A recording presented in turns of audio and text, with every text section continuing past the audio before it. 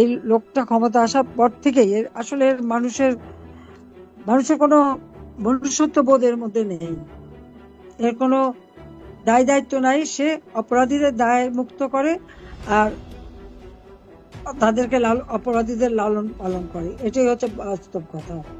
আমি এখন আপনাদের মুখ থেকে শুনতে চাই আপনাদের কষ্টের দুঃখের কথা, কারণ এই দুঃখের সাথে তো আমি নিজেও একই দিনে বাপ মা ভাই সব হারিয়েছিলাম। 6 বছর দেশেও তো আসতে পারিনি, দেশ ছাড়া, ঘর ছাড়া, বাড়ি ছাড়া, স্বজন হারা। সেই স্বজন হারা বেদনা নিয়ে 6 বছর কাটাতে হয়েছে। তারপর দেশে ফিরেছি, যেখানে আমার বাবার হত্যাকারী তাদের বিচার হয়নি, তারা ক্ষমতায়, যুদ্ধ অপরাধী তারা ক্ষমতায়, বারবার মৃত্যুর মুখোমুখি হয়েছে, গন্ধে পিছপা হয়নি।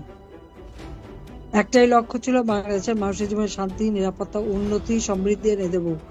খুব সফলভাবে সেটা করেছিলাম।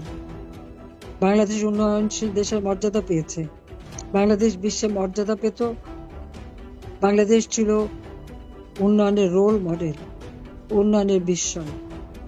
সেই বাংলাদেশের সমস্ত মান সম্মান ইমেজ আজকে ধুলায় লুণ্ঠিত করে দিয়েছে। বাংলাদেশ এখন জঙ্গিদের দেশ, সন্ত্রাসের দেশ, আর এই জঙ্গির সর্দার হচ্ছে সেই মাস্টার মাইন্ড ইউনূস। এটাই হচ্ছে বাস্তব কথা।